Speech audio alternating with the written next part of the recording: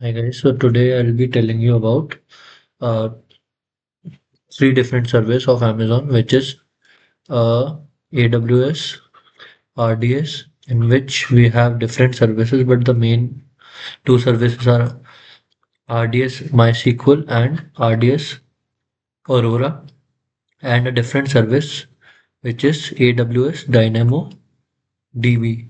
So basically, both of all these services are basically used for database resources or to store your database or anything.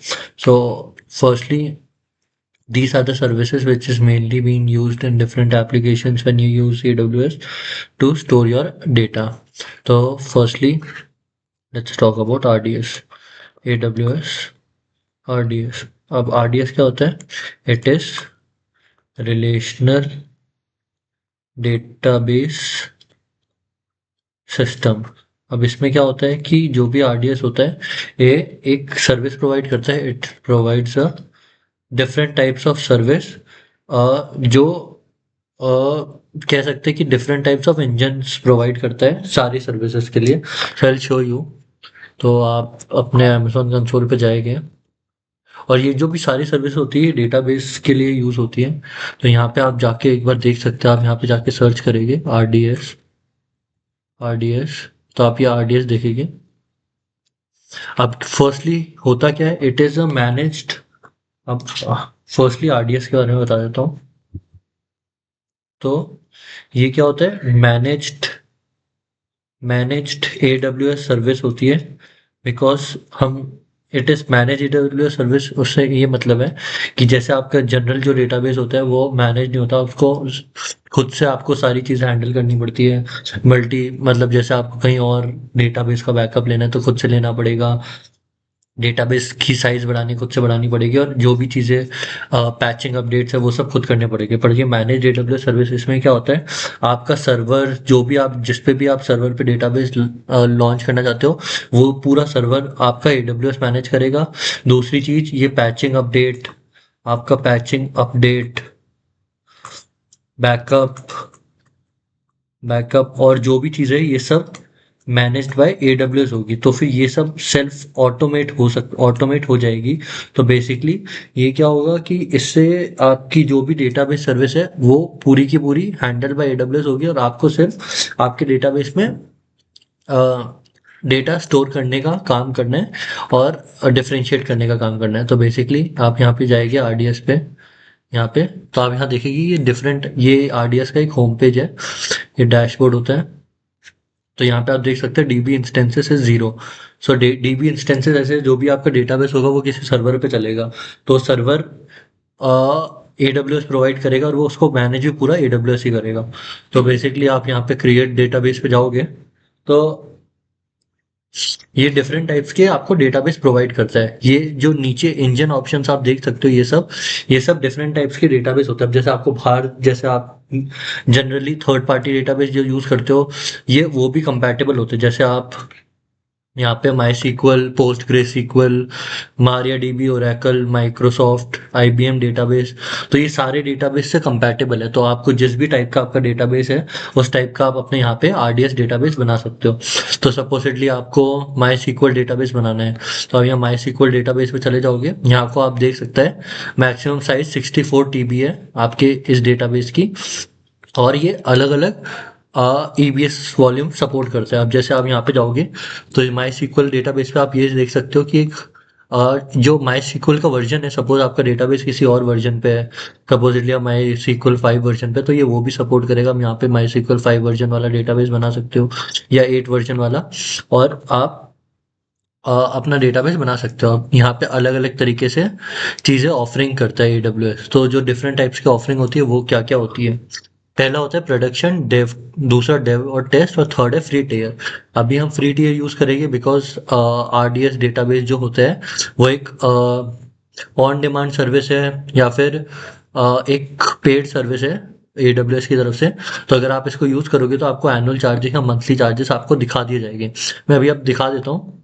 तो mainly क्या होता है कि different type एक development और testing type के लिए इन्होंने एक ऑलरेडी टेम्पलेट दिया हुआ है, आप उसको एडिट कर सकते हो। अब इसमें क्या होता है, ये आप डेवलपमेंट और टेस्टिंग के लिए यूज होते हैं। अब इसमें होता है कि डिफरेंट टाइप्स ऑफ अवेलेबिलिटी और ये होता है ड्यूरेबिलिटी। इसमें क्या होता है, मल्टी एजी डीबी क्लस्टर।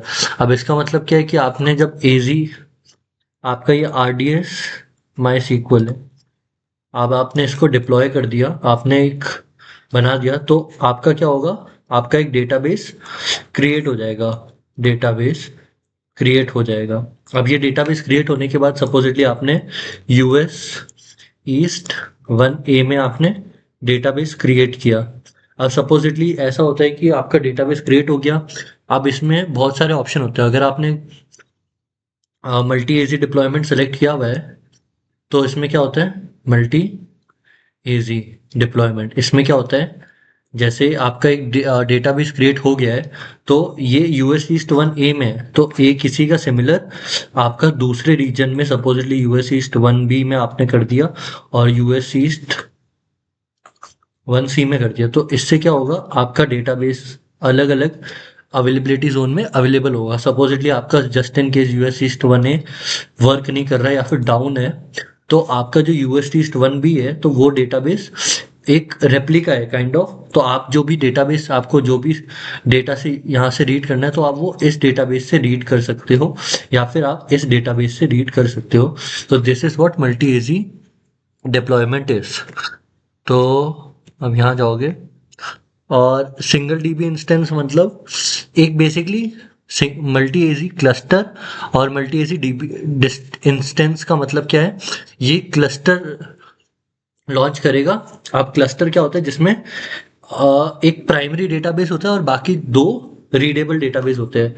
जैसे यहाँ पे जाता हूँ, तो यहाँ पे होगा, जब आप मल्टी एजी क्लस्टर ज्वाइन करोगे, तो सपोज आपका यूएस ईस्ट 1A का डेटा है, आपने मल्टी एजी क्लस्टर ज्वाइन कर दिया, तो यूएस ईस्ट 1B में क्या होगा, एक क्लस्टर चलेगा जिसमें 3 डेटाबेस वो लॉन्च करेगा, 3।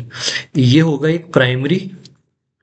इसमें क्या होता है, आपका ये जो प्राइमरी डेटाबेस है, इससे आप रीड स्लैश राइट भी कर सकते हो, आप इसमें चेंजेस कर सकते हो।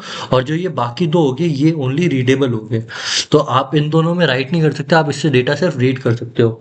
एक और चीज, ये जो डेटा होता है, ये सिंक्रोनस होता है। सपोजिटली आपने यहाँ पे कुछ डाला, सपोजिटली आपने इधर एक कोई डेटा डाला या कोई और डेटा डाला, तो वो एट द सेम टाइम यहाँ पे भी आ जाएगा और यहाँ पे भी आएगा। ये होता है सिंक्रोनस। जैसे जैसे आप डेटा डालते रहोगे, वैसे वैसे वो रीड रेप्लिका होता रहेगा या फिर वैसे वैसे वो मिलता रहेगा। अब इसमें क्या होगा, मल्टी एजी डीबी इंस्टेंस में क्या होगा, it creates a primary database and a stand by database. अब क्या होगा इसमें, इसमें क्या होगा, आपने एक डेटाबेस यूएस ईस्ट 1A में बनाया। अब आपका जो होगा यूएस ईस्ट 1B में क्या होगा कि दो डेटाबेस बनेगी, एक होगा प्राइमरी, एक होगा स्टैंड बाय। स्टैंड बाय क्या होता है, बेसिकली जब आपका यूएस ईस्ट 1A का डेटा करप्ट हो गया या फिर नहीं चल रहा, तो ये जो स्टैंड बाय वाला डेटा है, इसको ये कन्वर्ट कर देगा प्राइमरी डेटा में। So this is what a stand by database means. तो बेसिकली ये स्टैंड बाय पे रहेगा, इस पे सारी चीजें रेप्लिकेट होती रहेगी, बट जैसे ही आपका प्राइमरी डेटाबेस डाउन हुआ, तो इसने इस स्टैंड बाय डेटाबेस को प्राइमरी डेटाबेस बना दिया। तो this is what primary database is. और अब यहाँ पे आप अपना डेटाबेस का नाम दे सकते हो, जैसे मैं अभी डेटाबेस 1 दे रहा हूँ। अब यहाँ पे आप नीचे जाओगे, तो आपको ये दिखेगा, आपको आपका डेटाबेस एक्सेस करने के लिए एक यूजर नेम मिल गया, आप चेंज कर सकते हो कुछ भी। अभी जैसे एडमिन है, अब मैं सेल्फ मैनेज पासवर्ड लिख रहा हूँ और मैंने यहाँ पासवर्ड में डाल दिया PASSWORD, पासवर्ड ही डाल दिया, और कंफर्म पासवर्ड में भी पासवर्ड डाल दिया। तो अब बेसिकली आपने अपना पासवर्ड डाल दिया है, आपने अमेज़न को नहीं बोला, AWS को नहीं बोला कि पासवर्ड मैनेज करें, आप खुद कर रहे हो, तो आपने अपना पासवर्ड डाल दिया। अब उसके बाद यहाँ पे नीचे अलग-अलग ये होते हैं। अब जब आप अपना डेटाबेस बना रहे हो, तो आप यहाँ पे सेलेक्ट कर सकते हो कौन सा आप यहाँ पे डेटाबेस लेना चाहते हो, कौन सा सर्वर लेना चाहते हो बेसिकली, तो यहाँ पे M5 X8 large instance use करेगा जिसमें 48 CPU है, 192 GB रैम है। तो ऐसे ऐसे करके different database depending upon your requirement can be selected. अब इसके बाद क्या होता है कि ये जो एक बार आपने सेलेक्ट कर लिया उसके बाद आपको सर्वर को हैंडल नहीं करना, server first will be handled by AWS। उसके बाद आप स्टोरेज यूज़ कर सकते हो।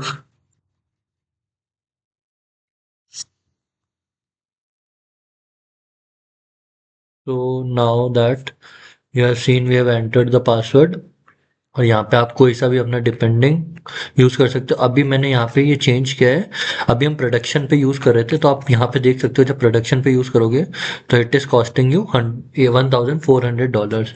तो अगर आपको वो बचाना है तो AWS will provide you free tier of database. ये सब में प्रोवाइड नहीं होता, जैसे आप कुछ कुछ में होता है, माई सीक्वल और पोस्टग्रेसql या MariaDB में आपको फ्री टियर मिलता है। इसमें क्या होता है, आपकी एक चीज़ हट जाती है, मल्टी एजी क्लस्टर हट जाएगा।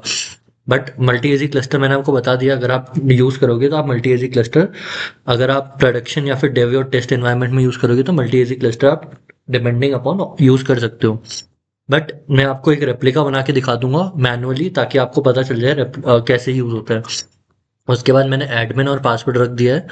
उसके बाद आप यहाँ पे पासवर्ड देखोगे तो मैंने पासवर्ड डाल दिया। उसके बाद अब यहाँ पे जो होता है आपका जो ये मिलता है आपको, ये आपको बस 2 या 3 ही एक्सेस मिल सकते हैं। जैसे आपको T3 माइक्रो ही फ्री टियर में मिलता है, तो आपको फ्री टियर में ये वाला ही सर्वर यूज़ कर सकते हो आप, जिसमें 2 CPU 1 GB रैम है।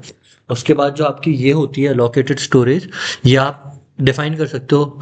आप जितना भी आपको कौन सी स्टोरेज यूज़ करनी है, या आप कोई सी भी वॉल्यूम यूज़ कर सकते हो, जैसे GP1 GP2 GP3 IO1 IO2, आप कोई सी भी storage depending upon your use कर सकते हो। और उसके अलावा अगर आपको EC2 पे कनेक्ट करना है ये, तो आप यहाँ से connect to N EC2 instance कर सकते हो और यहाँ पे भी डायरेक्टली एक्सेस दे सकते हो। पर हम अलग से भी एंड पॉइंट हमें एक मिलता है, उससे भी EC2 पे कनेक्ट हो सकते हैं। आपको नेटवर्क कौन सा देना है, IPv4 IPv6 दोनों देना है या सिर्फ IPv4 देना है, तो मैंने डिफ़ॉल्ट में IPv4 ही रखा हुआ है। उसके बाद एक डिफ़ॉल्ट VPC में चले जाएगा ये, या फिर आपको कोई और VPC में जाना है तो आप कोई और VPC में भी देख सकते हो। उसके बाद सबनेट ग्रुप एक पब्लिक एक्सेस होता है। पब्लिक एक्सेस का मतलब है कि कोई बाहर की, जैसे कोई आपकी सर्विस या फिर एप्लीकेशन रन करनी है, उसका डेटाबेस को आपको यहाँ पे स्टोर करना है, तो उसके लिए आपको पब्लिक एक्सेस ऑन करना पड़ेगा। अगर आप चाहते हो कि नहीं आपके डेटाबेस में ऑलरेडी सारी फाइल्स है तो आपको पब्लिक एक्सेस नहीं देना है, तो आप पब्लिक एक्सेस नो कर सकते हो। तो इसका मतलब क्या है, जिस VPC में है तो सिर्फ आप वहीं से इसको एक्सेस कर पाओगे। तो अभी मैंने पब्लिक एक्सेस सपोजिटली ऑन कर दिया है। सिक्योरिटी ग्रुप अगर आपको कोई देना है तो आप सिक्योरिटी ग्रुप नया नाम दे सकते हो। आप इसको नाम दे दो RDS डैश सिक्योरिटी ग्रुप। अब इसका आप US ईस्ट 1A में, अभी जैसे मैं हूँ, मैं देख सकता हूँ US ईस्ट 1A में ही हूँ मैं, तो मैं यहीं पर दे रहा हूँ। उसके बाद आप बाकी सब चीज़ें टैग्स आपको देने तो आप दे सकते हो। और पासवर्ड एंड ऑथेंटिकेशन, अगर आपको डेटाबेस को एक्सेस करना है तो आप कैसे करोगे, तो आप यहाँ पे डाल देख सकते हो पासवर्ड ऑथेंटिकेशन, जो मैंने अभी सेलेक्ट किया हुआ है। इसका मतलब आपको डेटाबेस एक्सेस करना है तो आपने जो पासवर्ड डाला है आपको वो डालना पड़ेगा। उसके बाद यहाँ पे आप देख सकते हो फ्री टियर के अंदर आपको 750 आवर्स मिलते हैं, 20 GB मिलती है और 20 GB ऑटोमेटेड बैकअप मिलता है। अब इसके बाद यहाँ पे मैं एक बार को अपना जो लोकेटेड स्टोरेज है वो थोड़ी सी, चलो 20 GB रहने देता हूँ, अब क्रिएट डेटाबेस कर देता हूँ। अब इसके बाद क्या होगा, आपका एक डेटाबेस बन जाएगा। डेटाबेस बनने में थोड़ा टाइम लगता है, क्योंकि ऐसा होता है कि जब डेटाबेस आप बना रहे हो तो थोड़ा सा टाइम लेता है। अब ये RDS प्रॉक्सी और इलास्टिक कैश, यहाँ पे आपको एक सजेस्टेड एड ऑन्स आ रहा है, ये आपको बनाने हैं तो बना सकते हो आप। मैं आपको बताऊंगा ये क्या होते हैं। बेसिकली एक बार आपका डेटाबेस बन जाए उसके बाद मैं आपको बताता हूँ ये सब चीज़ें क्या होती है। तब तक मैं आपको ये बताता हूँ डेटाबेस के बारे में कि हाँ, अभी आपने क्या किया है, आपने एक RDS माई सीक्वल डेटाबेस बना दिया है। अब इसी के साथ ही मैं एक और चीज़ बना देता हूँ ताकि हमारा टाइम बचे। यहाँ पे मैं बना देता हूँ एक EC2 इंस्टेंस, ताकि मैं आपको एक डेटाबेस आपका एक्सेस कर के भी बता दूँ। अब आप इंस्टेंसेस पे जाओगे, ज़ीरो रनिंग है, मैं एक लॉन्च इंस्टेंस करूँगा। इंस्टेंस का नाम दे लूँगा डेमो इंस्टेंस डेमो। एक उबुंटू इंस्टेंस बना दूंगा। इसमें फ्री टियर जो भी है मैं वो वाला सेलेक्ट कर रहा हूँ। T2 माइक्रो की पेयर में एक बार डाल देता हूँ प्रोसीड विदाउट की पेयर। और HTTP कर लेता हूँ क्योंकि अगर आपको इंटरनेट से एक्सेस करना है तो HTTP आपको ऑन करना पड़ेगा। उसके बाद बाकी सब चीज़ें डिफ़ॉल्ट रख रहा हूँ और मैं एक free tier EC2 instance launch कर रहा हूँ। अब जब तक ये EC2 इंस्टेंस लॉन्च होता है तब तक मैं आपको और चीज़ें दिखा देता हूँ या फिर बता देता हूँ। तो while we are waiting I tell you अभी हमने क्या किया है, माई SQL डेटाबेस लॉन्च किया है। इसके जो भी स्पेसिफिकेशंस है या फिर ये क्या काम करता है, आप इसमें बेसिकली आप इसके अपडेट्स, आप इसमें बेसिकली इसके फीचर्स बता देता हूँ। इसमें रीड रेप्लिकास बना सकते हो। रीड रीड रेप्लिकास क्या होते हैं? अगर आपने यहाँ पे डेटाबेस बनाया है या आपका यूज़र है या आप यहाँ से रीड और राइट दोनों कर सकते हो। रीड रेप्लिकास क्या होता है? वो यहाँ यहाँ पे आपके अलग अलग डिफरेंट जोन में आप अपने रीड रेप्लिकास बना सकते हो, डिफरेंट रीजन में आप अपने रीड रेप्लिकास बना सकते हो। सो आपने यहाँ पे दो रीड रेप्लिकास बना दिए तो अब आप बेसिकली जो आपका यूजर होता है आपके रीड रेप्लिकास को एक्सेस कर सकता है, पर आपके रीड रेप्लिकास में राइट नहीं कर सकता। तो बेसिकली क्या होता है रीड रेप्लिकास, जब आपके डेटाबेस एक ही डेटाबेस है आपका तो उसमें बहुत सारा लोड आ जाएगा, क्योंकि अगर आपका कोई बहुत सारे यूजर्स है जिनको सिर्फ रीड ही करना है डेटा, तो उसके लिए आप बेस्ट यूज क्या होता है कि आप अपने डेटा का एक रीड रेप्लिका बना दो, ताकि जो लोड इस यूजर पे आने वाला था या फिर इस सर्वर पे आने वाला था वो इस सर्वर पे चले जाए और आपका रीड एप्लीकेस ऑटोमेटिकली वो हो जाए, ताकि अब आपके जिस भी बंदे को सिर्फ रीड करना है तो वो आपके रीड एप्लीकेस से रीड कर सकता है, और जो भी बंदे आपका एडमिन यूजर है वो आपके जिसको भी राइट करना है और रीड करना है वो आपके प्राइमरी डेटाबेस पे चले जाए। तो this is what is the main purpose of read replicas. इसके बाद मैं आपको दिखाता हूँ एक बार, आपको दिख जाएगा जैसे ये डेटाबेस बन जाएगा। जैसे आप देख सकते हो अभी it is still in creating zone. We'll wait for it. It might take some time. Until then, we could see that we have installed our EC2 instance. इसमें SSH कर लेता हूँ। आपका इंस्टेंस से मैं कनेक्ट करता हूँ। EC2 कनेक्ट इंस्टेंस कनेक्ट मैंने किया और आप देख लो मैं अपने EC2 इंस्टेंस पे आ गया हूँ। अब बेसिकली आपने MySQL है तो आपको एक MySQL लाइब्रेरी इंस्टॉल करनी पड़ेगी टू एक्सेस योर डेटाबेस। अभी मैंने यहाँ पे कर दिया है, क्लियर करूँगा और यहाँ पे sudo apt अपडेट करूँगा तो अभी जो भी चीज़ है वो अपडेट हो जाएगी। Okay, let it be.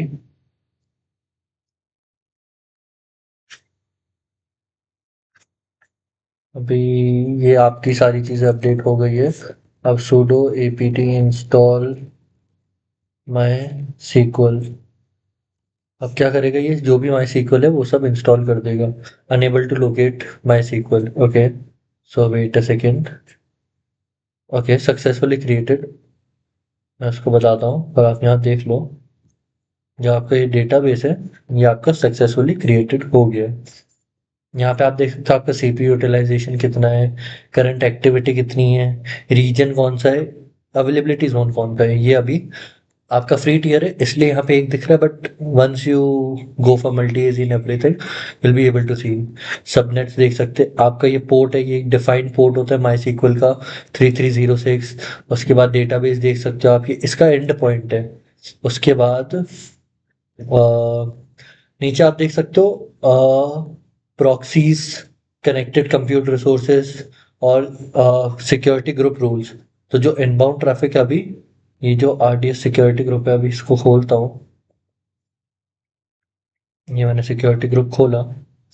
इसके इनबाउंड रूल्स में क्या है, IPv4 TCP।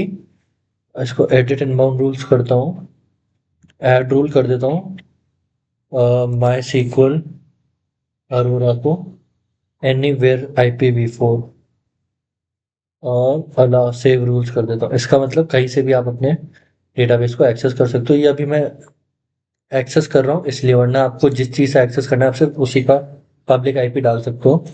तो यहाँ पे मैं क्लियर करता हूँ और अभी आप अपने डेटाबेस पे यहाँ पे जाएंगे, आप मॉनिटरिंग में देख सकते हो अगर आपके जो भी डेटाबेस का आप monitor, CPU utilisation, credit usage, हर चीज जो भी है अभी आप यहाँ पे आपको दिख जाएगा आपके क्लाउड और मॉनिटर। अभी ये जस्ट डेटाबेस बना है इसलिए आपको कुछ नहीं दिख रहा है। आप लॉग्स एंड इवेंट्स में देखोगे अभी डेटाबेस रीस्टार्टेड, डेटाबेस क्रिएटेड और बैकिंग अप डेटाबेस, अभी यही हुआ है अभी, क्योंकि अभी आपने अपने डेटाबेस में कुछ भी नहीं किया इसलिए। कॉन्फ़िगरेशन में जाओगे तो आप डेटाबेस के कॉन्फ़िगरेशन देख सकते हो। उसके बाद आप बैकअप्स में जाओगे तो यहाँ पे आप देख सकते हो pending backups, no pending backups, और बैकअप्स अगर आपको करने हैं तो आप बैकअप्स कर सकते हो। ये आपका एक स्नैपशॉट क्रिएट हो रहा है by this time, which is like automated snapshot, ताकि आप अपने स्नैपशॉट अगर डेटाबेस डिलीट भी हो जाए तो आपके स्नैपशॉट रहेंगे, आप स्नैपशॉट से वापस डेटाबेस बना सकते हो। उसके बाद ये आपका टैग्स है, रिकमेंडेशन और ये सब बाकी सारी चीज़ें हैं। अब बेसिकली इसमें क्या होता है, एक्शंस में जाओगे आप तो convert to multi AZ deployment आपके पास एक ऑप्शन होता है। कन्वर्ट टू मल्टी एजी का मतलब है आप इसको कन्वर्ट कर रहे हो but that would be chargeable, so इसलिए मैं कन्वर्ट नहीं कर रहा हूँ। उसके बाद होता है एक setup EC2 connection, setup lambda connection. आपको अगर इसको किसी और सर्विस से कनेक्ट करना है तो वो क्रिएट रीड रेप्लिका। तो अभी हम बेसिकली क्या कर रहे हैं, इसका एक रीड रेप्लिका बनाएंगे, पर उससे पहले मैं आपको ये डेटाबेस एक्सेस करके दिखाना चाहूँगा। तो ये डेटाबेस है और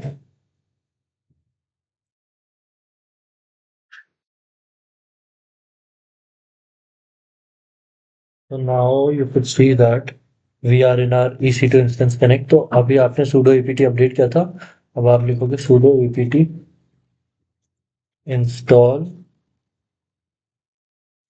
mysql client। तो आप बेसिकली उसका क्लाइंट डाउनलोड करोगे। Okay so building dependencies done. Okay so client की स्पेलिंग गलत है, CLIENT। तो ये आपका क्लाइंट इंस्टॉल हो रहा है बेसिकली। ओके सो यस करूंगा मैं। अब आप पे यहाँ पे देख सकते हो आप एक MySQL आपका इंस्टॉल हो रहा है, ताकि आपका अगर डेटाबेस MySQL है तो MySQL का क्लाइंट आपने इंस्टॉल कर दिया है और कुछ नहीं। इसको आप क्लियर करो।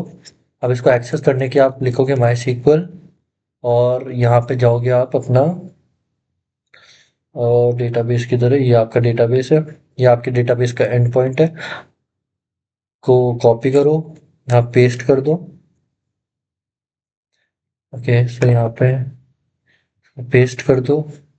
उसके बाद अब यहाँ पे su एडमिन एडमिन है /p। अब यहाँ पे पासवर्ड डालोगे आप अपना। अब आप okay can't connect to local MySQL server. Okay so इसका मतलब ये है कि आपका अभी डेटाबेस पूरी तरीके से बना नहीं है, वरना आप देख सकते हो password using a password on the command.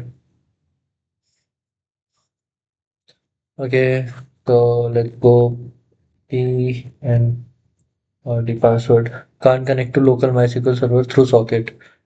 Okay so जो आपका EC2 है, या तो एक बार इसका सिक्योरिटी ग्रुप देख लेता हूँ। सिक्योरिटी, इसका security group okay SSH HTTP। Okay जो आपका RDS का सिक्योरिटी ग्रुप है, इसके इनबाउंड में HTTP भी डाल देना है। ऐड रूल यहाँ पे HTTP और ट्रैफिक कर दो test for this, save rules. Now let's do it again। Password can't connect to MySQL। Okay, just a second। Okay, so basically the thing was मैंने डेटाबेस का एंड पॉइंट गलत copy किया था, तो मैं एक बार वापस आपको दिखा देता हूँ। हमने अपने MySQL क्लाइंट इंस्टॉल किया, उसके बाद आपको क्या करना है, MySQL एक्सेस करने के लिए आपको MySQL लिखना है /h। का मतलब है होस्ट नेम। तो बेसिकली आपका होस्ट कौन है यहाँ पे, आपका होस्ट है आपका ये डेटाबेस। आपने इसको कॉपी किया, यहाँ पे आया और आपने इसको पेस्ट कर दिया। बेसिकली आपने होस्ट कर दिया है। यूजर नेम की जगह आप डाल सकते हो एडमिन और पी लिखोगे तो पासवर्ड। अब पासवर्ड आपको यहीं पर डालना है, तो मैं आपको देख सकते हो पी के बाद बिल्कुल स्पेस मत देना, और यहाँ पे आप पासवर्ड लिख दोगे। अगर आपको बाद में डालना है तो आप बाद में भी डाल सकते हो। पी डाला, पासवर्ड में डाला पासवर्ड अपना और एंटर दबाया। अब आप देख सकते हो मैं अपने माई सीक्वल डेटाबेस के अंदर हूँ। अब इसके अंदर आप देखोगे तो शो डेटाबेसेस करोगे, ये क्वेरी रन करी मैंने और मैं देख सकता हूँ यहाँ पे मेरे डेटाबेसेस आप देख सकते हो। अब यहाँ पे मैं एक create database my app, my underscore app, अब मैं ये करूँगा तो आप देख सकते हो अब मैंने अपना एक क्रिएट डेटाबेस कर दिया माई ऐप। अब इसके अंदर आप यहाँ वापस करोगे शो डेटाबेसेस और एंटर करोगे तो आप देख सकते हो माई ऐप एक डेटाबेस इधर ऐड हो गया है। ये हो गया आपका डेटाबेस। अब आपको एग्जिट करना है तो आप सिंपल एग्जिट कमांड दोगे और आप डेटाबेस से बाहर आ जाओगे। अब आपका डेटाबेस में आपने एक कर दिया है। अब उसके बाद यहाँ पे आप जाओ, रिफ्रेश करो। अब उसके बाद आप यहाँ पे जाओ अपने डेटाबेस के अंदर, एक्शन में जाओ। अभी आप यहाँ पे देखो एक वन कनेक्शन दिखा रहे थे, मैं ये दिखाना चाह रहा था।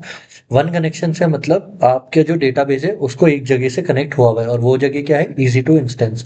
बेसिकली आपने अगर अपने डेटाबेस को अपने किसी एप्लीकेशन के बैकएंड पे भी दिखाएंगे तो वो भी आप कनेक्शन यहाँ पे देख सकते हो।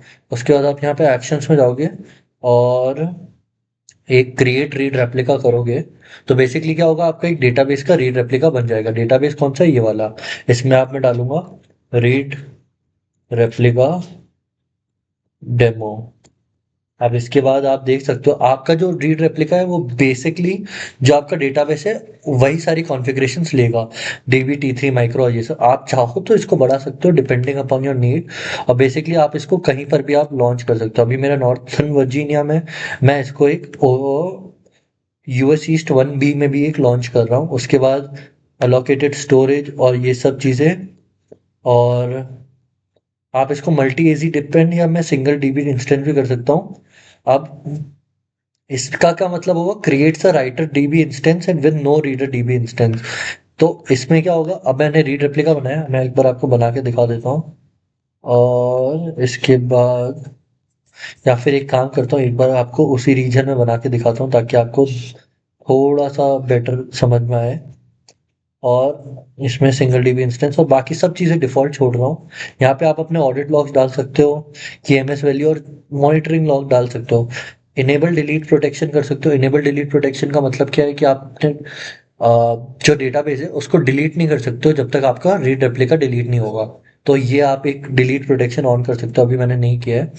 क्रिएट रीड रेप्लिका किया। अब यहाँ पे आप देख सकते हो जो डेटाबेस है एक टेबल बन गई, यहाँ पे एक आपका रीड रेप्लिका बन गया है। अब बेसिकली क्या है, ये आपका प्राइमरी डेटाबेस है और ये आपका रीड रेप्लिका है। उसके बाद क्रिएट होने देते हैं। अब फिर मैं आपको यहाँ दिखाऊंगा पासवर्ड, या आप डेटाबेसेस शो डेटाबेसेस करोगे और देखोगे अभी माय ऐप, अभी ये आपका प्राइमरी डेटाबेस पे आपने वो किया है। उसके बाद CLER क्लियर करोगे, यहाँ जाओगे। जब तक आपका रीड रेप्लिका बन रहा है मैं आपको एक और आपके डेटाबेस एक दो चीज़ें और बता देता हूँ।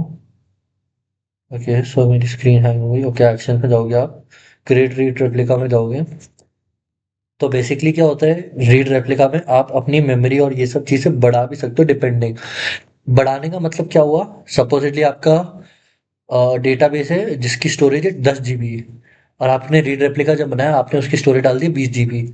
तो बेसिकली ये हेल्पफुल कब आएगा, जब आपकी 10 GB स्टोरेज प्राइमरी डेटाबेस में भर जाएगी एंड उस पर राइट स्क्रिप्ट आएगी तो वो क्या होगा, डेटाबेस हट जाएगा और वो जो रीड रेप्लिका है वो प्राइमरी डेटाबेस बन जाएगा। प्राइमरी डेटाबेस बन गया, इसके पास 20 GB है। तो अब जो इसके पास 10 GB तो ऑलरेडी रेप्लिकेटेड है इस प्राइमरी डेटाबेस से, तो जो बची हुई 10 GB है वो प्राइमरी डेटाबेस बन जाएगा ये, और उसका जो बची हुई 10 GB है ये वो यूज कर सकता है। तो that is how your read replica could become a primary database. उसके अलावा आप मल्टी एजी, जब आप रीड रेप्लिका भी कभी कर सकते हो, जब ये प्राइमरी डेटाबेस बन जाएगा तो उस हिसाब से आप इसके भी रेप्लिकास बना सकते हो। And similarly single dB instance, आप अपने जो रीड रेप्लिका है इसको आप किस तरीके से IPv4 IPv6 किस तरीके से एक्सेस करना चाहते हो, उसके बाद VPC सिक्योरिटी ग्रुप, आप सब चीज़ अपने रीड रेप्लिका का चूज कर सकते हो। अभी आप ये देख सकते हो आपको कॉपी टैग्स टू स्नैपशॉट, इसका मतलब क्या है कि अगर आपने अपने रीड रेप्लिका में, आपने अपने प्राइमरी डेटाबेस में कोई टैग्स डाले हुए हैं, सपोजिटली आपने एनवायरमेंटल टैग डाला हुआ है या फिर डेव और प्रोडक्शन का टैग्स डाले हुए हैं, तो आप चाहते हो अपने रीड रेप्लिका में वो भी कॉपी हो, तो वो भी कॉपी हो जाएगी। उसके बाद इनहैंस्ड मॉनिटरिंग का मतलब होता है कि इनहैंस्ड मॉनिटरिंग, हर 60 सेकंड में आप अपने एक मॉनिटरिंग रोल डाल सकते हो, जिससे क्या होगा, आपके एरर लॉग, जनरल लॉग, जो भी लॉग होंगे वो सब आपके हर 60 सेकंड से मॉनिटर होते रहेंगे। और डिलीट प्रोटेक्शन, वही जो आप, अगर आप अपना मेन डेटाबेस डिलीट करना चाहते हो तो उसके लिए आपको अपना रीड रेप्लिका भी डिलीट करना पड़ेगा। और ये हो गया आपका basically a to create a log. अब मैं क्लियर करूंगा और यहाँ पे मैं देखूंगा शो डेटा बेसिस। अब मैं एक और चीज़ दिखा देता हूँ, जब आप अपने डेटाबेस में आप एक्सेस करोगे तो आप जब होस्ट नेम देख रहे हो, तो अभी आप यहाँ देख सकते हो आपका यूएस ईस्ट वन में RDS Amazon, ये आपका अभी आपका होस्ट नेम है। अब मैं आपको पास यूजुअली आपको पासवर्ड ऐसे नहीं डालना पड़ता, आप it is not an appropriate way, आप एंटर करोगे और यहाँ पे आप पासवर्ड अपना डाल सकते हो ताकि no one could have a look on your password. अब मैं अपने सीक्वल पे आ गया, डेटाबेस पे आ गया, शो डेटाबेसेस किया, ये किया, शो डेटा, ओके स्पेलिंग गलत है यहाँ पे, शो डेटाबेसेस। अब मैं वेट कर रहा हूँ अपने my read replica. It will take some time because it is also replicating, जितनी भी चीज़ें अभी अपने डेटाबेस में है वो सब रेप्लिकेट हो रही है अपने रीड रेप्लिका में। सो इसीलिए आप अपने रीड रेप्लिका को बनने में टाइम लग रहा है। उसके बाद मैं एक और जब तक आपको यहाँ पे दिखा देता हूँ, स्नैपशॉट्स क्या होते हैं। बेसिकली स्नैपशॉट्स क्या होगा, आपका डेटाबेस का ऑन पॉइंट स्नैपशॉट आप बना सकते हो। बेसिकली आप अपने डेटाबेस के अंदर गए, आप यहाँ पे गए और मेंटेनेंस एंड बैकअप में गए, तो बेसिकली आप जब बैकअप लोगे अपने, तो आप एक स्नैपशॉट ले सकते हो, ऑन टाइम स्नैपशॉट। तो इसमें क्या होगा कि आपके जो स्नैपशॉट है वो इस टाइम तक आपका स्नैपशॉट अभी अवेलेबल है। तो आप अपने snapshots, it's basically automated snapshot. आप अभी चाहो तो और भी स्नैपशॉट अपने डेटाबेस का ले सकते हो मैन्युअली, पर that is not a right way. Apart from that, there is a backup, which is like a default अभी automated backup हुआ हुआ है हर दिन। तो इसका मतलब है कि हर दिन आपका डेटाबेस बैकअप होएगा। अभी जो लास्ट रिस्टोर टाइम है वो अभी आज का अभी है, क्योंकि ये अभी बना है। अब इसको आप कल देखोगे तो इसका लास्ट बैकअप चेंज हो जाएगा। उसके बाद copy text to snapshot enabled है अभी। और अभी अपनी रेप्लिकेट टू रीजन अभी ऑन नहीं है, मल्टी एजी डिप्लॉयमेंट अभी ऑन नहीं है, तभी यहाँ पे कुछ नहीं आ रहा है। उसके अलावा बेसिकली ये सब चीज़ें, उसके अलावा आप ये देख सकते हो, आपका जो डेटाबेस है, सपोजिटली आपका डेटाबेस बन गया, अब आपको करना है कि आपको अपनी डेटाबेस डिलीट करना है, या फिर आपका सपोजिटली बहुत हैवी डेटाबेस है और आपको अब चाहिए नहीं कि आपके डेटाबेस पे आप और पैसे दो, तो आप बेसिकली अपने डेटाबेस को S3 में स्टोर करा सकते हो। तो आप S3 में स्टोर कराने के लिए आप क्या करोगे, अपने डेटाबेस को एक जेसन फॉर्मेट या अमेजोन का खुद का आयन फॉर्मेट होता है, तो आप उसमें कन्वर्ट करना पड़ेगा आपको। पर बेसिकली AWS एक और चीज़ प्रोवाइड करता है, export to Amazon S3। Basically export करने का मतलब क्या है कि आप जो भी अपना डेटाबेस है, इसको आप S3 के अंदर एक्सपोर्ट कर सकते हो, और जो भी कन्वर्जन का भी काम है वो सब भी ये खुद ही कर लेगा। तो आपको बेसिकली एक्सपोर्ट इन S3 में एक एक्सपोर्ट रिक्वेस्ट करनी है, और जो भी आपका डेटाबेस है वो जिस पॉइंट पे आपने करी है उस पॉइंट तक आप कर सकते हो एक्सपोर्ट। या फिर आप एक और चीज़ कर सकते हो कि आपको पहले तक कोई पर्टिकुलर टाइम तक अपना एक्सपोर्ट करना है डेटा, तो आप वो भी कर सकते हो। अब बेसिकली ये हो गया है डेटाबेसेस बनने का वेट कर रहे हैं। अब बनने के बाद मैं आपको बता देता हूँ क्या होने वाला है, बेसिकली जो हम रुक रहे हैं। अब जैसे ये आपका प्राइमरी डेटाबेस है, ये आपका रेप्लिकेटेड डेटा, आपने यहाँ पे डाला एपीपी, यहाँ पे ऑटोमेटिकली आप एपीपी देख सकते हो, सिर्फ रीड कर सकते हो, रीड कर सकते हो, राइट नहीं कर सकते। This is what I means. And जैसे ही आपने इसमें दूसरा बनाया डेटाबेस, सपोजली 1 2 3, तो यहाँ पे आप देखोगे ऑटोमेटिकली 1 2 3 आ जाएगा, which is like a synchronous replication. So basically this is what I was telling you about AWS RDS। तो इसमें क्या होता है, सिंक्रोनस एप्लीकेशन होती है। जैसे जैसे आपके प्राइमरी डेटाबेस पे चीज़ें आती रहेगी, वैसे वैसे आपके जो रेप्लिकेटेड डेटाबेस है उसमें चीज़ें डलती रहेगी। तो this is what I was telling you about. Now it might take some time, till then I will tell you about other things that are there. Automated backups. अभी आपका डेटा का automated backup आपने एक किया हुआ है, जो replicated data है उसके भी आप ऑटोमेटेड बैकअप कर सकते हो। और इसके अलावा प्रॉक्सीज बता देता हूँ मैं, प्रॉक्सीज क्या होता है। आप अपने डेटाबेस में जाओ, अवेलेबल जाओ। अब जैसे आपको ये डेटाबेस एक्सेस करना है तो मैं पहले एग्जिट करता हूँ। क्लियर। अब जैसे आपको आपका डेटाबेस एक्सेस करना है तो आप माई सिक्वल होस्ट नेम, एडमिन और पासवर्ड डाल रहे हो। आप अपने डेटाबेसेस में आ गए। शो डेटाबेसेस किया आपने, शो डेटाबेसेस किया तो आपको अपने डेटाबेस दिख गए। अब जो आपका ये सारी कमांड्स है, आप इसके आपने तो बस एक कमांड लिखी और शो डेटाबेसेस हो गए। आपने ये डाला और आपका एक डेटाबेस कनेक्ट हो गया। बट बिहाइंड द सीन्स क्या होता है कि आपने जब ये कमांड डाली, जब आपने EC2 से ये कमांड डाली, माई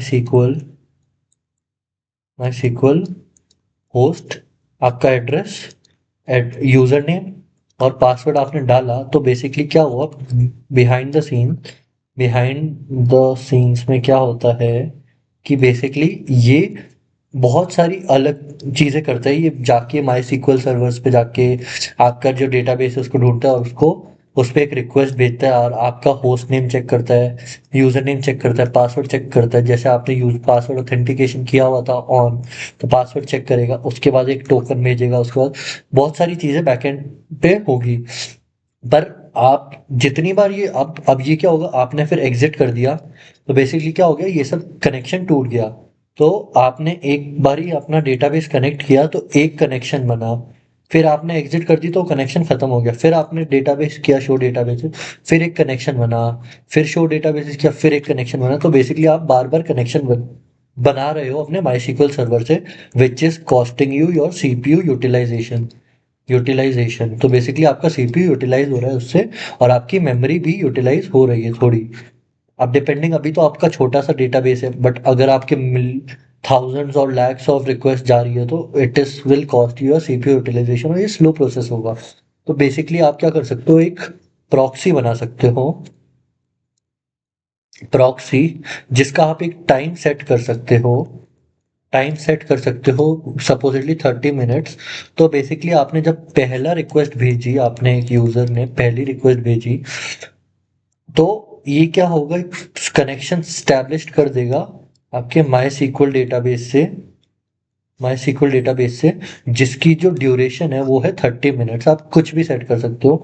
तो जब कोई और डेटाबेस से रिक्वेस्ट आएगी या कोई और जो रिक्वेस्ट आएगी वो प्रॉक्सी को जाएगी, और प्रॉक्सी का एक ऑलरेडी कनेक्शन स्टैब्लिश हुआ है, उसी कनेक्शन पे सारी क्वेरी रन होगी, या फिर सारी जो भी आप क्वेरी भेज रहे हो उसकी रिक्वेस्ट और रिस्पॉन्स आएगा। तो basically that is why proxies are important. It will help you कि जब आपका सीपीयू यूटिलाइजेशन बढ़ता है, बहुत सारी कनेक्शंस होती है, तो प्रेफर क्या किया जाता है कि आप एक प्रॉक्सी बना लो, जिससे क्या होगा कि आपका एक कनेक्शन बन जाएगा और उसी कनेक्शन पे सारी क्वेरी रन होगी। तो बेसिकली मैं आपको बना के दिखा देता हूँ। आप इसको एग्जिट करो, RDS पे जाओ। आप अभी ये देख लो, चलो जब तक आपका एक रीड रेप्लिका बन गया है, ये आपका रीड रेप्लिका है, ये इसका रीड रेप्लिका का एंड पॉइंट है। अब मैं इसको भी कनेक्ट कर देता हूँ, माई सीक्वल होस्ट नेम के बाद आप अपने रीड रेप्लिका का होस्ट नेम डाल दो, पेस्ट, पेस्ट नहीं हुआ है, सॉरी सॉरी सॉरी, माई सीक्वल होस्ट नेम, ये आपका रीड रेप्लिका है, इसको आपने कॉपी किया, यहाँ पे गए और होस्ट के बाद यहाँ पे पेस्ट कर दिया। उसके बाद यू एडमिन और पासवर्ड, अब आपने पासवर्ड डाला। अब आप अपने रीड रेप्लिका पे, याद रखना अभी आप अपने रीड रेप्लिका पे कनेक्ट हुए हो। इसके बाद आप शो डेटाबेसेस करोगे, शो डेटाबेसेस। तो आप क्या देखोगे, आप अपना माय ऐप यहाँ पे भी आप देख सकते हो। आप supposedly you want to create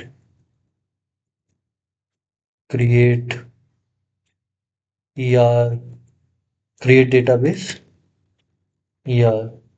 तो बेसिकली आप यहाँ पे देख सकते हो कि इसने एक एरर थ्रो कर दिया which is my SQL server is running with read only option since it cannot execute the statement. इसका मतलब क्या है कि आप अपने रीड रेप्लिका पे सिर्फ रीड कर सकते हो और राइट नहीं कर सकते।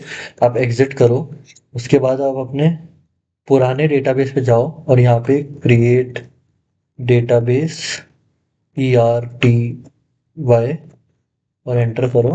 तो आप देखोगे शो डेटाबेस डेटाबेसेस और ओ स्पेस होना चाहिए शो डेटाबेसेस।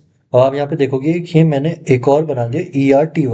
अब आप इस पे एग्जिट करो, ये आपका प्राइमरी डेटाबेस था। इसके बाद आप यहाँ पे देखोगे रीड रेप्लिका पे आप एक्सेस कर रहे हो, अपने रीड रेप्लिका पे आप जाओगे, यहाँ पे शो डेटाबेसेस देखोगे तो आप क्या देखोगे, यहाँ पे ERTY आ गया है। इसका मतलब क्या है, एक सिंक्रोनस रेप्लिकेशन हो रहा है। जैसे जैसे आप अपने उस पे बढ़ाते जाओगे वैसे वैसे यहाँ पे डेटाबेस बढ़ता जाएगा। अब आपको उसके बाद मैं वापस एक्सेस करता हूँ, मैं कुछ डिलीट करता हूँ। Delete database my underscore app, यही नाम है। You have version for the right sentence to you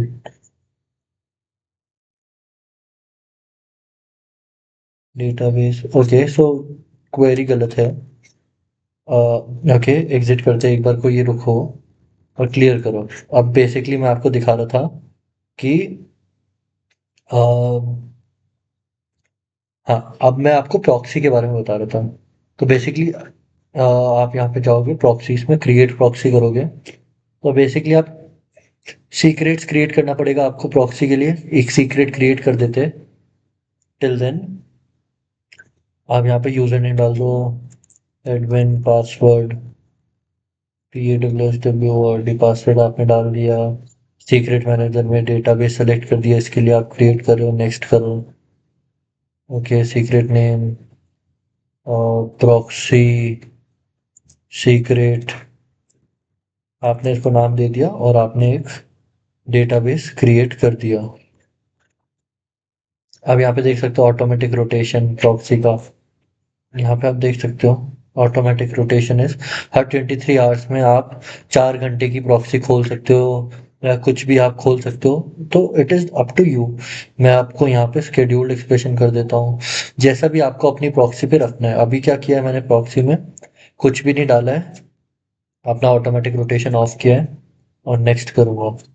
तो इसमें क्या होगा, एक प्रॉक्सी बन रही है, डिफॉल्ट प्रॉक्सी बन रही है, जिसका का काम होगा कि जैसे ही मैं अपना डेटाबेस करूँगा तो एक कनेक्शन स्टैब्लिश कर देगा। मैं आपको दिखा भी सकता हूँ, बैक करोगे,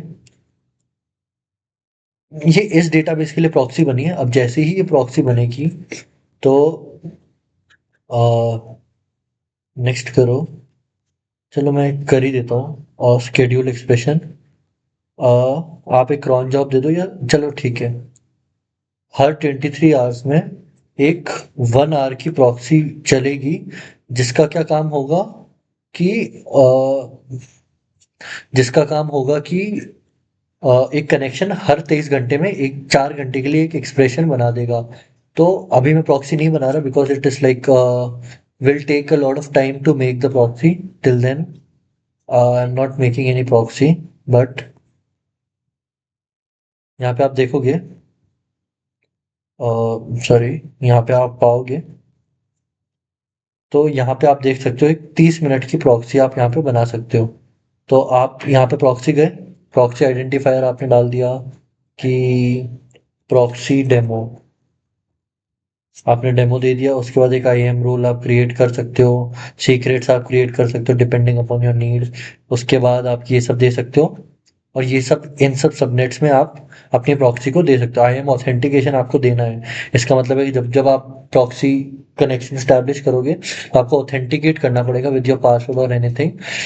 सो दैट आपके कनेक्शन स्टैब्लिश होने से पहले एक ऑथेंटिकेशन हो जाए।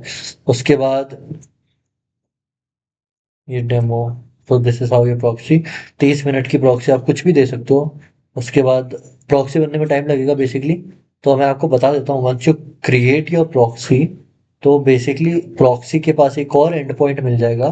तो ये आपका एंड पॉइंट आप यूज नहीं करोगे, उसके बाद आप एक प्रॉक्सी का एंड पॉइंट यूज करोगे। और जब आप अपने डेटाबेस में कनेक्ट होगे तो एक प्रॉक्सी के डेटाबेस से आप इंस्टेंस पे कनेक्ट होगे, जिसका मतलब क्या होगा कि आपका एक बार आप अपने प्रॉक्सी के डेटाबेस से कनेक्ट हुए, उसके बाद एक कनेक्शन स्टैब्लिश हो गया।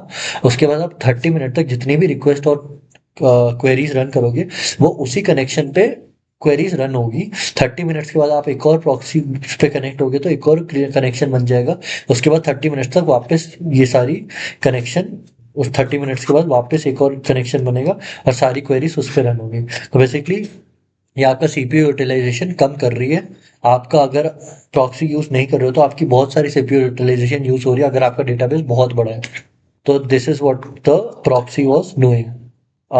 Now apart from that, this was all about database and replication. Basically आपने देख लिया कि मल्टी एजी, अब रेप्लिकेट क्या होगा, अभी मैंने यहाँ पे रेप्लिकेट किया हुआ है। आपने मल्टी एजी डिप्लॉयमेंट किया हुआ होगा, तो आप जैसे ये रीड रेप्लिका में गए, आपने क्या किया, इसको मॉडिफाई किया। तो आप अपने रीड रेप्लिका को मॉडिफाई कर सकते हो। उसके बाद आप एक्शंस में जाओ और इसको convert to multi AZ deployment कर सकते हो। इसका मतलब क्या होगा कि आपका जो रीड रेप्लिका है वो मल्टी एजी डिप्लॉयमेंट, मतलब जो भी रीड रेप्लिका में आएगा वो आप उसको भी मल्टी एजी में डिपेंड कर सकते हो। सिंस आपके रीड रेप्लिका के पास क्या पावर है, आपके रीड रेप्लिका के पास ये पावर है कि जैसे ही आप सपोजिटली, मैंने अपना रीड रेप्लिका प्रमोट कर दिया, ये मैं मैनुअली कर रहा हूँ, बट अगर आप मल्टी एजी डिप्लॉयमेंट करोगे तो आप ये ऑटोमेटिक अपने आप भी हो सकता है। तो मैनुअली क्या होगा, मैंने अपने रीड रेप्लिका को एक प्रमोट कर दिया। प्रमोट का मतलब है, प्रमोट रीड रेप्लिका का मतलब ये होगा कि जो मेरा रीड रेप्लिका है वो राइट, और उस पे आप रीड और राइट दोनों कर सकते हो। अब अगर आपने प्रमोट कर दिया तो इसका मतलब क्या होगा, सपोजिटली ये मेरा प्राइमरी है, ठीक है, ये मेरा रीड रेप्लिका है। अब बेसिकली क्या होगा, अभी तक सारा डेटा रीड कर सकते थे हम इस पे राइट नहीं कर सकते थे। तो इसका मतलब क्या है कि हम ये सिर्फ रीड करने के लिए एक्सेसिबल है। अब मैं इसको प्रमोट कर रहा हूँ टू प्राइमरी। अब प्राइमरी पे प्रमोट करने का मतलब क्या होगा, बेसिकली प्रमोट तब करना चाहिए जब आपका प्राइमरी डेटाबेस में कोई सी प्रॉब्लम आ गई, तब यूजुअली प्रमोट करना चाहिए बेसिकली, क्योंकि primary database is just like primary की फॉर एनी सीक्वल फंक्शन। तो बेसिकली एक ही प्राइमरी की होनी चाहिए। उसके बाद अब प्राइमरी, जब आपका डेटाबेस चले गया तो आप इसको प्रमोट कर दोगे प्राइमरी पे। अब प्रमोट करने से क्या होगा कि आपका जो डेटाबेस है आप इसमें रीड भी कर सकते हो और राइट भी कर सकते हो, रीड भी कर सकते हो, राइट भी कर सकते हो। पर अगर अभी मैं इसको प्रमोट कर दूंगा यहाँ पे, तो बेसिकली क्या होगा, ये अपने जो प्राइमरी पुराना वाला डेटाबेस है उससे रेप्लिकेट कुछ नहीं करेगा। इसका मतलब ये इंडिविजुअल डेटाबेस बन जाएगा अपना, और उससे कुछ भी चीज़ है कॉपी नहीं करेगा, रीड रेप्लिका रहेगा ही नहीं, ये प्रमोट हो जाएगा। तो बेसिकली ये प्राइमरी डेटाबेस बन जाएगा। तो जब आपका ये प्राइमरी डेटाबेस डाउन हो जाए, तब बेसिकली आपको अपने रीड रेप्लिका को प्रमोट करना चाहिए। तो ये होता है माई SQL डेटाबेस के बारे में। नाउ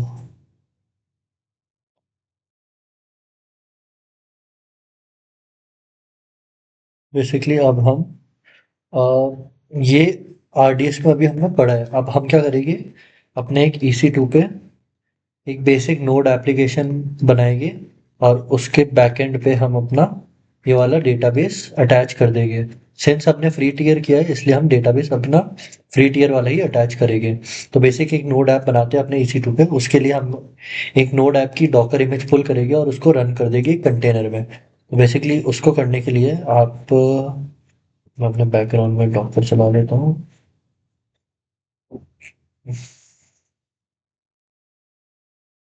ओके ठीक है, यहाँ पे आप देख सकते हो मेरा डॉकर चल गया। बट ठीक है, मेरा EC2 जो है वो दिखा देता हूँ बेसिकली कर क्या रहे हैं।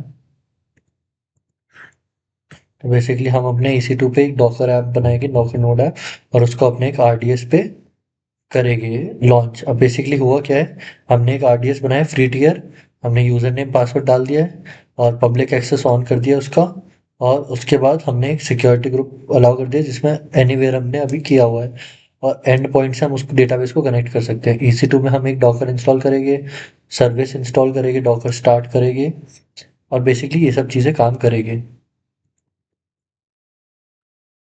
अब आप क्या करोगे, अब आप अपने EC2 इंस्टेंस पे गए, एक नोड इमेज है, उसके लिए हम डॉकर, एक नोड की ऐप की एक इमेज है, जनरल इमेज, उसके लिए हम पहले sudo yum इंस्टॉल डॉकर कर रहे हैं, और आगे sudo,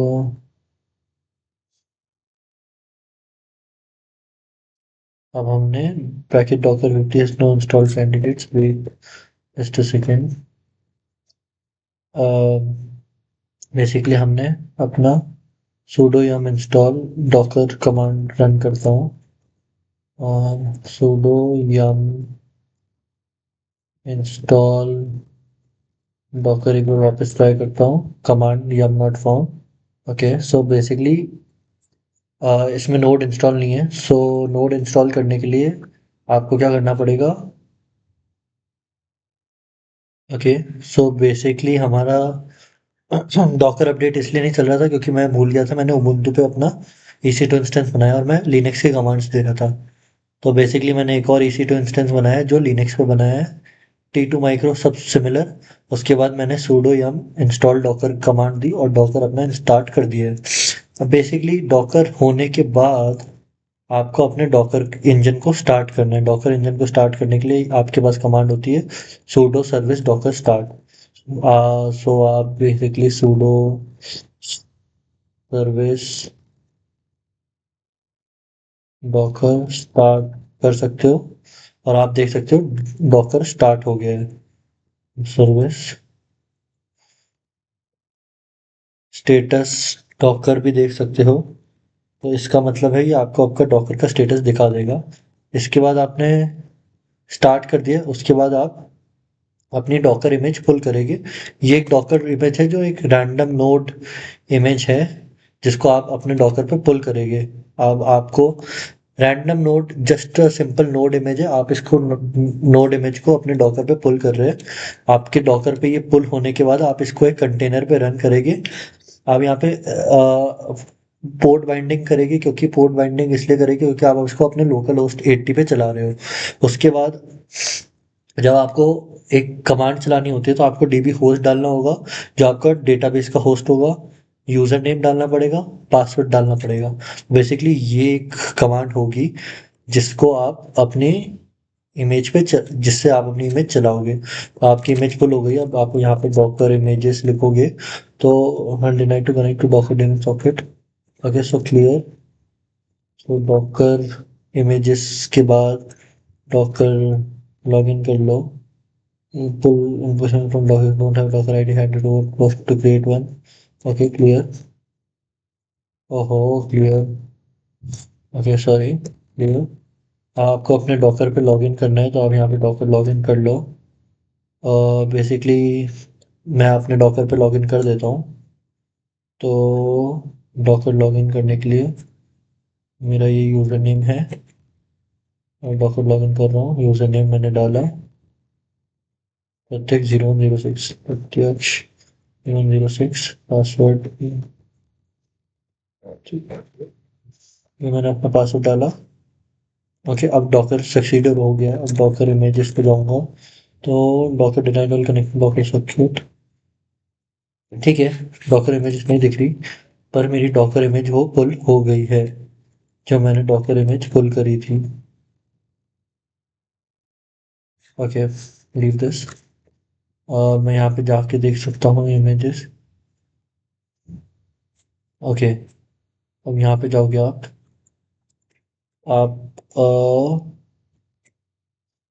यहाँ पे एक डॉकर इमेज को एक बार वापस पुल कर लेते हैं। डॉकर इमेज,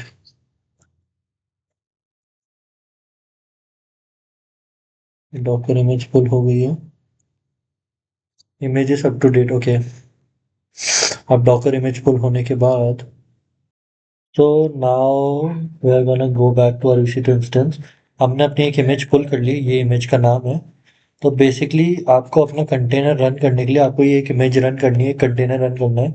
तो बेसिकली सीधा आप इमेज रन कर सकते हो, बट हमें आपको इमेज को डेटाबेस से कनेक्ट करना है। तो उसके लिए आप क्या करोगे, जैसे मैंने ये यहाँ पे लिखा है sudo docker run, जो कंटेनर रन करने के लिए कमांड होती है rm, यानी जैसे स्टॉप होगा वैसे ही रिमूव हो जाएगा। एक पोर्ट बाइंडिंग कर दी है अपने लोकल होस्ट 80 से 3000 के लिए। डेटाबेस होस्ट में मैंने abc लिख दिया है, यूजर में यूजर नेम लिखना है, पासवर्ड में पासवर्ड लिखना है, और अपनी इमेज का नाम दे दिया मैंने। बेसिकली यहाँ पे मैं अपने होस्ट का नाम दे रहा हूँ, which is like database one. इसका एंड पॉइंट ये मैंने कॉपी कर लिया और यहाँ पे ये मैंने पेस्ट कर दिया। उसके बाद डेटाबेस होस्ट के बाद, सॉरी, मैंने डेटाबेस एडमिन पे दे दिया। डेटाबेस होस्ट में मेरे को ये पेस्ट करना है। उसके बाद डेटाबेस यूज़र में मैंने डालना है अपना पास एडमिन, और पासवर्ड में मेरे को डालना है पासवर्ड। मैंने अपना पासवर्ड डाल दिया है। अब इसको कॉपी करूँगा और अपने EC2 इंस्टेंस पे जाके ये कमांड में पेस्ट कर दूंगा। बेसिकली इससे होगा क्या, आपका पर okay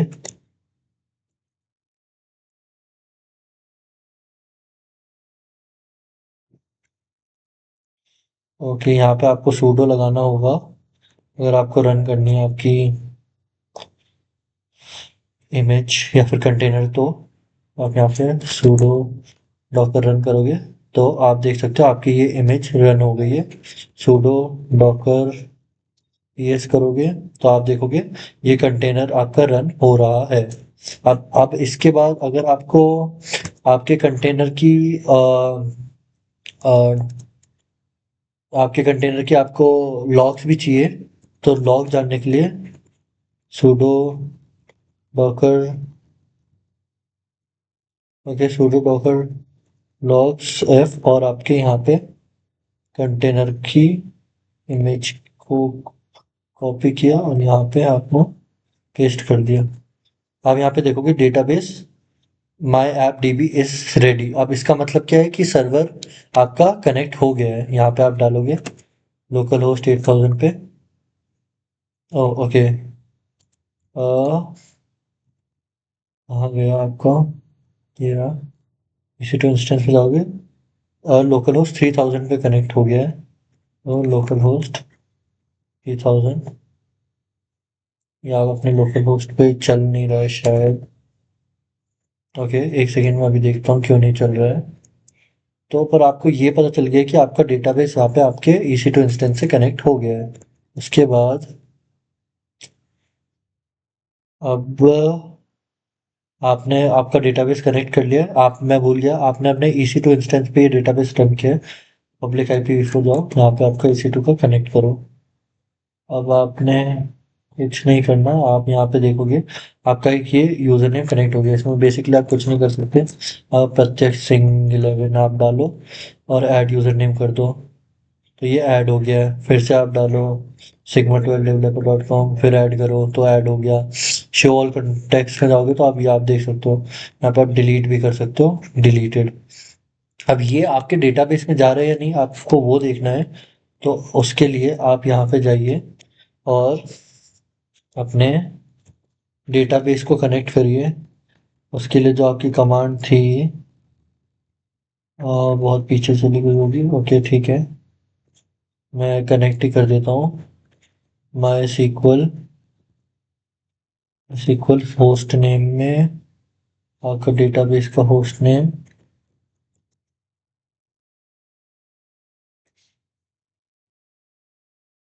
host name admin, password में पासवर्ड,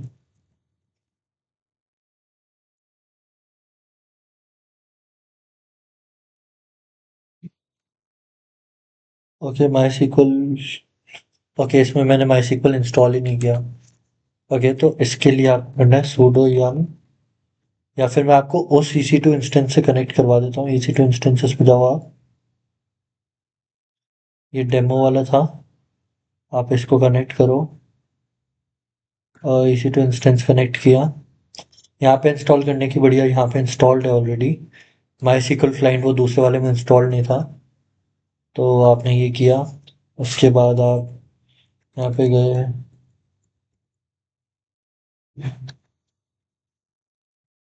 ओके, माई सीक्वल, उसके बाद आपने होस्ट में पेस्ट किया यू एडमिन पासवर्ड और डी पासवर्ड। तो आप देख सकते हो ये,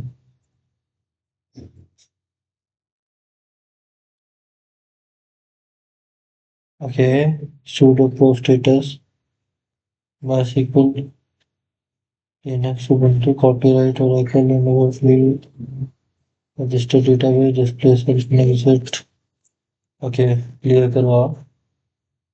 उसके बाद यहाँ पे sudo yum install MySQL client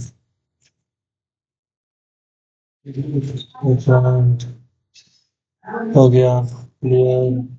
इसके बाद यहाँ पे जाओ आप, डेटाबेस के अंदर जाओगे, डेटाबेस के अंदर जाके और अब आपको अपने डेटाबेस को एक्सेस करना है। तो उसके लिए आपको यहाँ पे एक दिखा देता हूँ मैं, एक कमांड होती है।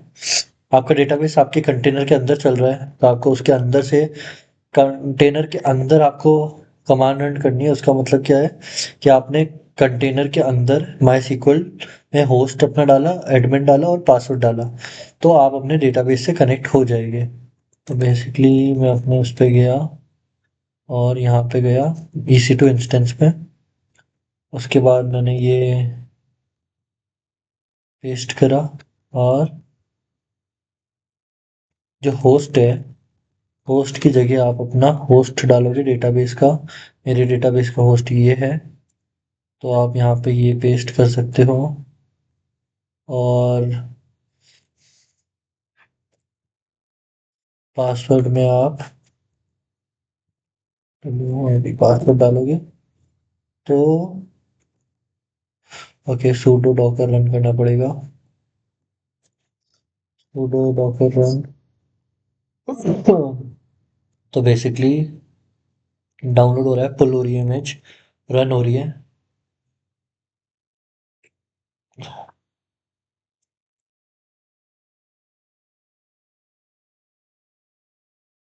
अब आप देखोगे यहाँ पे आप अपने माई सीक्वल डेटाबेस से कनेक्ट हो गए हो। इसके बाद आप शो डेटाबेसेस करोगे, सिंटेक्स शो डेटा बेसिस, तो आप यहाँ देखोगे माई ऐप डीबी करके एक डेटाबेस खुल जाएगा। तो आप ये जो माई ऐप डीबी है, ये आपका, ये जो ऐप है इसमें अभी आपने डाला हुआ सिग्मा 12। एक और यूजर नेम ऐड कर देता हूँ मैं, प्रत्येक Singh 11, add user name, show all contact में आप देखोगे ये दो अभी यूजर नेम इसके अंदर पर्टिकुलरली है। अब देखोगे यहाँ पे शो डेटाबेसेस किया हुआ है मैंने। उसके बाद यहाँ पे मैंने अपने दो अभी डाले हुए, एक और डाल दो जस्ट इन केस। तो ss11ssqq@gmail.com ऐड यूजर नेम कर दिया। अब आप देखोगे इधर तीन है, बैकएंड पे तीन होने चाहिए। EC2 इंस्टेंस पे गया, अब ये हमारे ऐप का डेटाबेस है। इसके बाद यूज सीक्वल क्वेरी रन होती है यहाँ पे, क्योंकि सीक्वल क्वेरी इसलिए रन होती है क्योंकि ये डेटाबेस है जो माई सीक्वल का है। अब use my app dB SQL query के बाद हम माई ऐप के अंदर चले जाएंगे। उसके बाद हम लिखेंगे शो टेबल्स, शो टेबल्स। इसके बाद एक कॉन्टैक्ट्स दिखाएगा, ये जो हमने शो ऑल कॉन्टैक्ट्स किया है। इसके बाद कॉन्टैक्ट्स दिखाएगा, उसके बाद सेलेक्ट स्टार फ्रॉम कॉन्टैक्ट्स। इससे क्या होगा, जित स्टार मतलब सारे जितने भी है वो सब आपको दिख जाएंगे। तो ये करा, तो अभी आप देखोगे आपने तीन चीज़ें डाली हुई है। अभी मैं यहाँ पे जाता हूँ और sigma12developer.com ऐड यूजर नेम करता हूँ, शो ऑल कॉन्टैक्ट्स चार दिखाएगा। अब यहाँ पे जाऊँगा EC2 इंस्टेंस कनेक्ट पे और वापस सेलेक्ट स्टार फ्रॉम कॉन्टेक्स्ट करूंगा तो यहाँ आप देखोगे वापस 4 आ गए हैं। जैसे जैसे आप डालोगे वैसे वैसे यहाँ अपडेट होता जा रहा है। और अभी आप ये देखोगे कंट्रोल C एग्जिट करने के लिए एग्जिट दबाओगे तो आप बाहर आ गए। उसके बाद अगर आपको आपका रीड रेप्लिका करना है तो आप रीड रेप्लिका पे भी एक्सेस करोगे तो ये सेम चीज़ें दिखाएगा। तो बेसिकली अभी क्या हुआ है, आपने एक नोड ऐप अपने डेटाबेस पे कनेक्ट किया है। उससे क्या हुआ है, नोड ऐप से आपने EC2 इंस्टेंस पे एक नोड ऐप की डॉकर इमेज रन करी। डॉकर इमेज रन करने के बाद आपने उसको डेटाबेस से कनेक्ट किया। डेटाबेस से कनेक्ट करने के बाद आपने देखा कि जो जो यहाँ पे डल रहा है वो बैकएंड पे डेटाबेस पे डल रहा है। तो basically this is a demo of a node app running on your EC2 instance and connecting it to a MySQL database. Basically remember कि आप जब भी डेटाबेस से बाहर जाओ तो आप ये सब चीज़ें डिलीट कर दो। बेसिकली एक्शंस में जाओ, डिलीट डिलीट मी, और यहाँ पे डिलीट कर दो डिलीटिंग। उसके बाद आप ये भी डिलीट कर दो actions, delete create final shot. नहीं, हमें स्नैपशॉट नहीं बनाना। DLET डिलीट मी, ओके डिलीट। अब आपका डेटाबेस भी डिलीट हो रहा है। उसके बाद आपने जितनी भी चीज़ें करी है आप उसको डिलीट कर दो। आप अपने EC2 इंस्टेंसेस पे जाएंगे, ओके यहाँ पे आप जाओ अपने EC2 इंस्टेंसेस पे। और यहाँ पे रनिंग स्टेट वाले इंस्टेंसेस देखो तो ये दोनों इंस्टेंस अभी मैंने रन किए थे, एक उबुंटू और एक लिनक्स पे। इन दोनों इंस्टेंस को टर्मिनेट कर दो, डिलीट कर दो। उसके बाद स्नैपशॉट से जाओ आप। अगर आपके कोई स्नैपशॉट्स है, ये डेटाबेस पे गया, यहाँ पे गया और स्नैपशॉट्स पे गया तो आप देखोगे कोई से भी स्नैपशॉट्स अभी नहीं है। सिस्टम शेयर विद मी, इस सिस्टम पे 2 स्नैपशॉट है which is like a default snapshot. जब आप डेटाबेस बनाते हो आप उसको भी डिलीट कर दो। ओके क्या लिखा रहा है, delete snapshot active reduce automated backup to remove snapshot. Okay अब जब ये डिलीट हो जाएगा, ये स्नैपशॉट अपने आप डिलीट हो जाएंगे। उसके बाद आप देखोगे ऑटोमेटेड बैकअप्स, कुछ भी नहीं है, कुछ भी नहीं है। तो आप यहाँ पे जाओ डेटाबेस में और वेट करो अपने डेटाबेस का डिलीट होने का। डेटाबेस डिलीट हो जाएगी, उसके बाद ये आपके स्नैपशॉट और ये सब भी डिलीट हो जाएंगे। इंस्टेंस नेट टर्मिनेट टर्मिनेट, उसके बाद ये लिनक्स वाला भी instance state terminate delete, close कर दो। अब देखो कि आप अपने इंस्टेंस आपके डिलीट हो रहे हैं। अब उसके बाद क्लोज कर दीजिए। ये आपके डेटाबेस है। सिक्योरिटी ग्रुप्स जो आपने बनाए हैं ये सब भी डिलीट कर दो। वॉल्यूम जो आपने क्रिएट करी है, कोई वॉल्यूम क्रिएट नहीं करी है। तो these were all the things that you have created. Now this was all about database, RDS MySQL database.